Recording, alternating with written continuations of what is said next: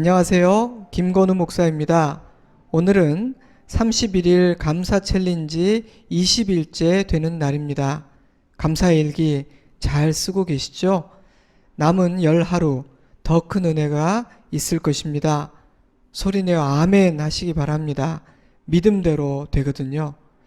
우리 각자와 우리 가정을 위해 하나님께서 맞춤형으로 준비해 두신 바로 그 은혜를 단 한 분, 단 한 가정도 놓치지 않으시기를 주님의 이름으로 축복합니다. 오늘은 시편 16편을 묵상합니다. 제가 사랑하는 시편 중 하나인데요. 저자는 다윗입니다. 하나님이여 나를 지켜 주소서. 내가 주께 피하나이다. 하나님의 보호하심을 요청하는 간구로 시작되기에 이 시는 탄식시로 분류되기도 합니다. 하지만 전체적인 내용을 살펴보면 구체적인 어떤 어려움 중에 부른 노래로 느껴지지 않으며 다른 탄식시들과 비교해 볼 때 원수들의 공격에 대한 묘사라든지 공의로운 심판을 호소하는 기도나 자신의 억울함과 아픔을 토해내는 탄식과 같은 요소가 거의 보이지 않습니다. 때문에 다수의 학자들은 신뢰의 시, 확신의 시, 충성의 노래로 분류합니다. 저 역시 후자라고 봐요. 물론 인생 여정에 있어서 그 어떤 종류의 고민이나 어려움도 없는 태평성대의 시간이란 존재할 수 없기에 이 시를 쓸 당시에도 다윗에게는 크고 작은 어려움과 고민들이 있었을 것입니다. 하지만 그에게 닥친 절체절명의 위기가 이 시를 쓰게 한 근본적인 이유인 것 같지는 않아요. 오히려 어떤 큰 고비를 넘기고 교훈을 얻은 후 주님께 자신의 신앙을 고백하고 세상을 향해 믿음의 확신을 선포할 뿐 아니라 선하시고 위대하신 하나님을 찬양하고 있다는 생각이 듭니다. 다윗의 생애 중 어느 시점 즈음에 이 시를 썼는지 정확히 알 수는 없지만 이 시를 쓰고 있는 그 순간의 다윗은 하나님 안에서 지혜를 얻었으며 굳건한 믿음 위에 서 있는 것처럼 느껴집니다. 그래서 나이 지긋하거나 적어도 중년의 시기에 쓴 시가 아닐까 그런 짐작을 해보기도 합니다. 16편을 읽어보면 아직 인생을 모르는 젊은이의 고백 같지는 않거든요. 하지만 단지 나이 든다고 해서 이런 고백을 할 수 있는 것은 아닐 테니 확실하지는 않습니다.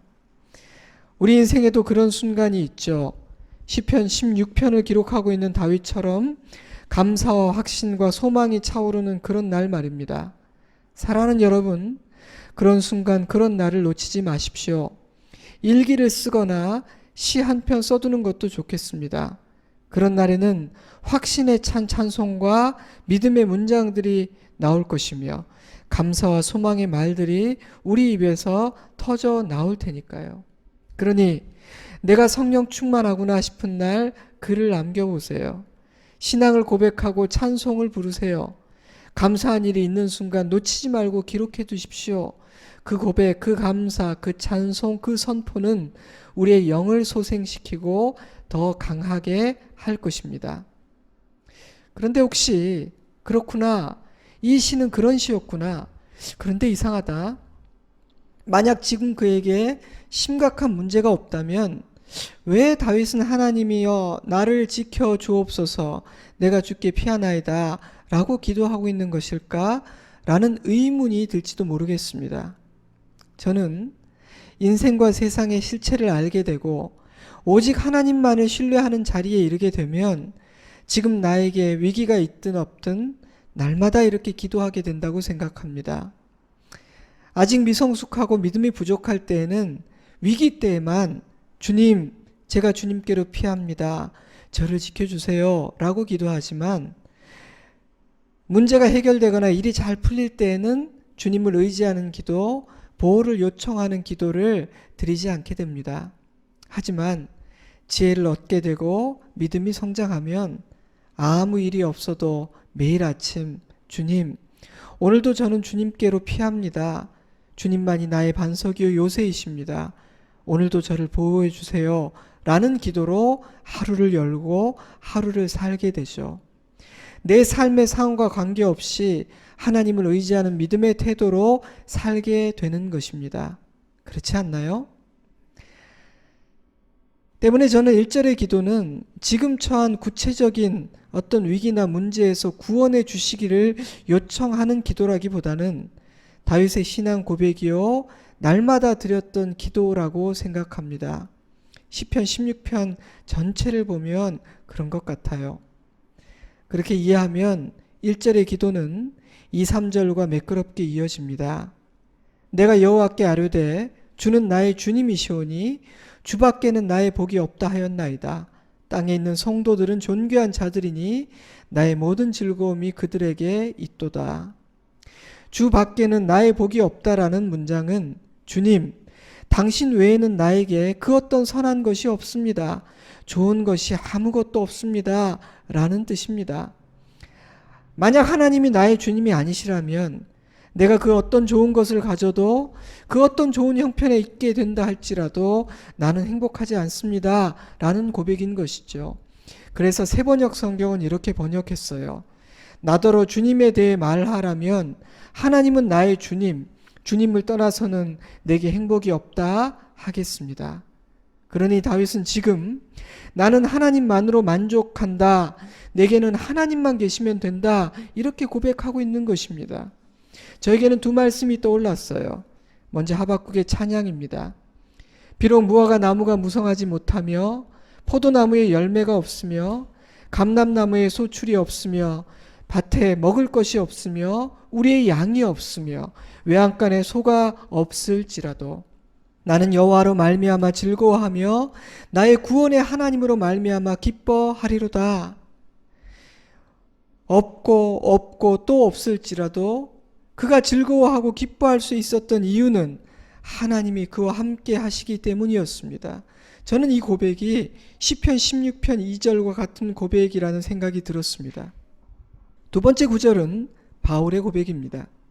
나는 비천에 처할 줄도 알고 풍부에 처할 줄도 알아. 모든 일, 곧 배부름과 배고픔과 풍부와 궁핍에도 처할 줄 아는 일체의 비결을 배웠노라. 내게 능력 주시는 자 안에서 내가 모든 것을 할 수 있느니라. 저는 이 고백 역시 시편 16편 2절과 같은 고백이라는 생각이 듭니다. 하나님만으로 만족하면, 하나님만이 나의 복이 되면 그 어떤 형편에서도 자족할 수 있게 되는 것입니다. 이러한 다윗의 고백은 4절과 연결됩니다. 다른 신에게 예물을 드리는 자는 괴로움을 더할 것이라. 나는 그들이 드리는 피의 전제를 드리지 아니하며 내 입술로 그 이름도 부르지 아니하리로다. 그는 하나님만이 나의 주님이시오 주밖에 다른 복은 없기에 결코 다른 신을 섬기지 않을 것이라고 선포합니다. 또한 이스라엘 백성들을 향해 다른 신에게 예물을 드리지 말 것을 권면합니다.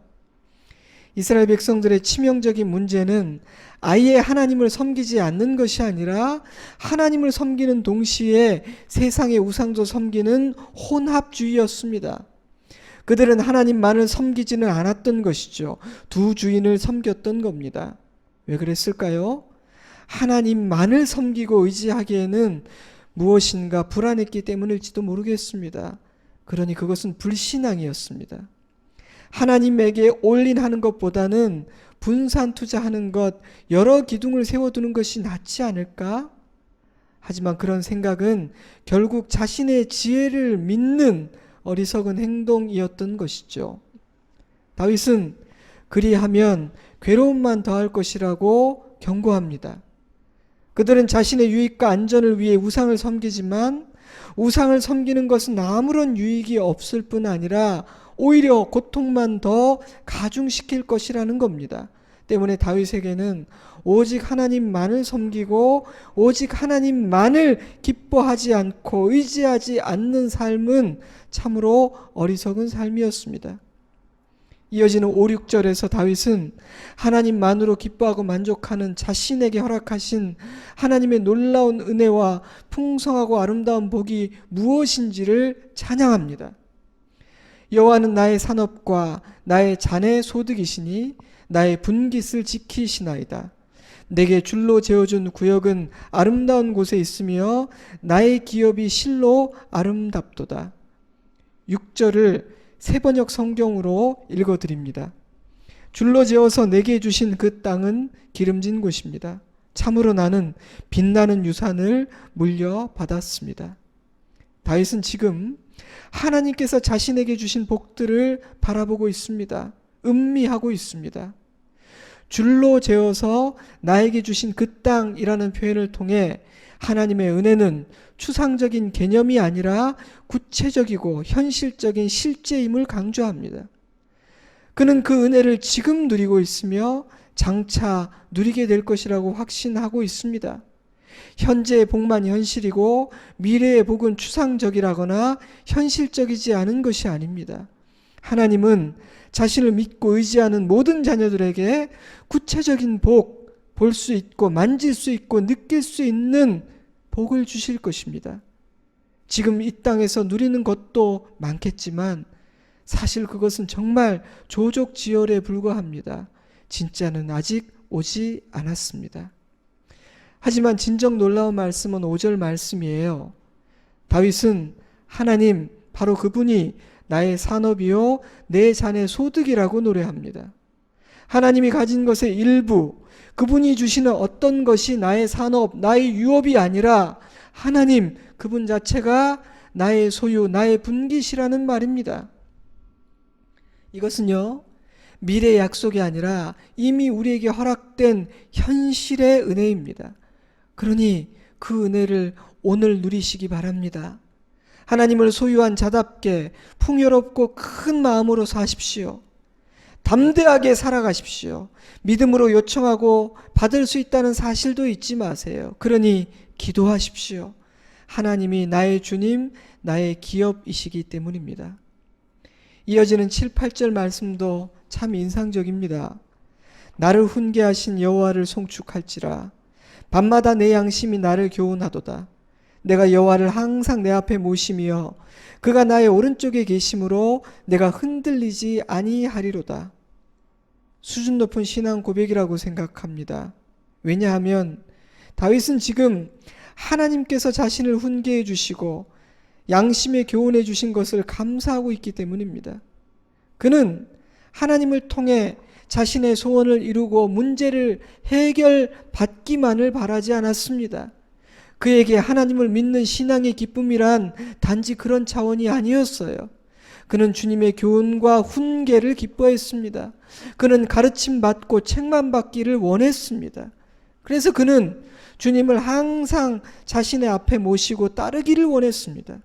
하나님, 내게 복은 주시되 가르치고 간섭하려 하지는 마세요. 제가 주님을 찾을 때는 속히 와서 도와주시되 제가 부르지 않으면 오지 마세요. 제가 알아서 할 겁니다. 이런 자세가 아니었다는 말입니다. 왜 우리는 자주 실수하고 넘어지고 다치고 상하게 될까요? 왜 쳇바퀴와 같이 실수를 반복할까요? 주님을 항상 내 앞에 모시지 않기 때문입니다.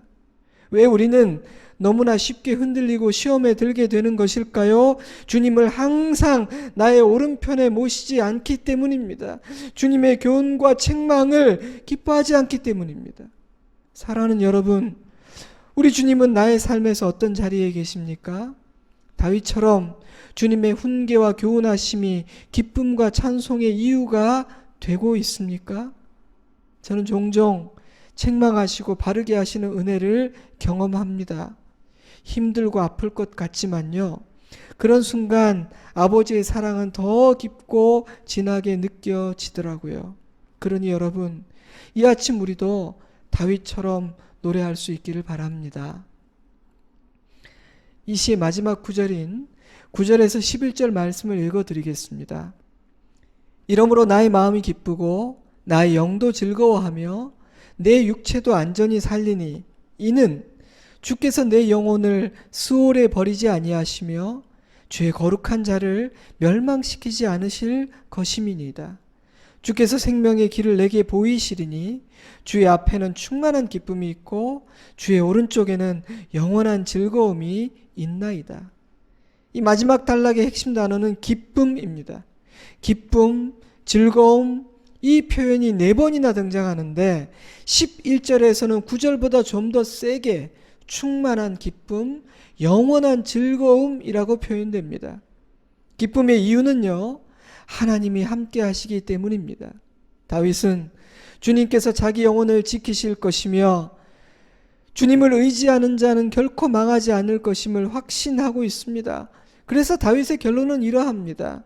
주께서 생명의 길을 내게 보이시리니 주의 앞에는 충만한 기쁨이 있고 주의 오른쪽에는 영원한 즐거움이 있나이다.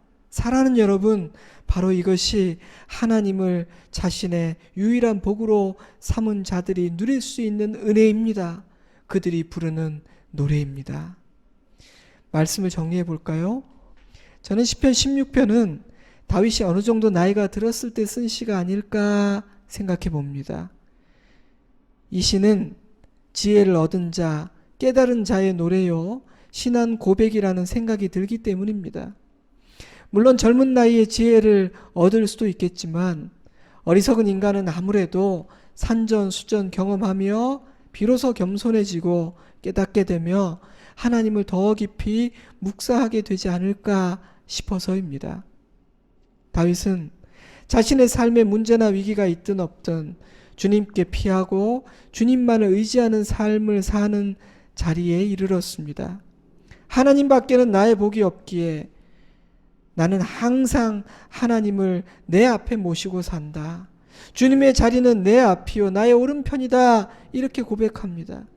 하나님 외에 다른 신을 더불어 섬기지 않을 것이며 여호와의 훈계와 교훈을 기뻐한다고 노래합니다. 주님은 다윗의 전부였습니다. 그래서 다윗은 기뻐할 수 있었습니다. 사랑하는 여러분, 저와 여러분도 다윗처럼 노래할 수 있기를 바랍니다. 그런데 이 노래는요, 지혜를 얻은 성숙한 자가 부르는 노래요, 믿음으로 사는 사람의 신앙 고백이며 순종하는 자의 찬양입니다. 그러니 우리도 더 깊어지고 더 넉넉해지고 성장하고 성숙해지기를 소원하게 됩니다. 육신의 나이가 들어갈수록 영적인 지혜와 인격의 성숙함과 흔들리지 않는 견고하고 넉넉한 믿음을 소유하게 될 수 있기를 기도합니다. 그래서 저도 여러분도 다윗처럼 노래할 수 있으면 좋겠습니다. 다윗은 자신이 누린 복들을 찬송하며 사나 죽으나 오직 주님만을 신뢰하고 따를 것이라고 고백합니다. 동시에 이 시를 읽는 독자들에게도 주님을 신뢰하는 자들이 누리게 되는 놀라운 복들이 어떠한지를 가르쳐 줍니다. 우리도 자신과 같이 복 누리기를 바랬기 때문입니다. 사랑하는 성도 여러분, 이 아침 이 시간 시편 16편을 깊이 묵상하고 굳게 붙드시기를 바랍니다.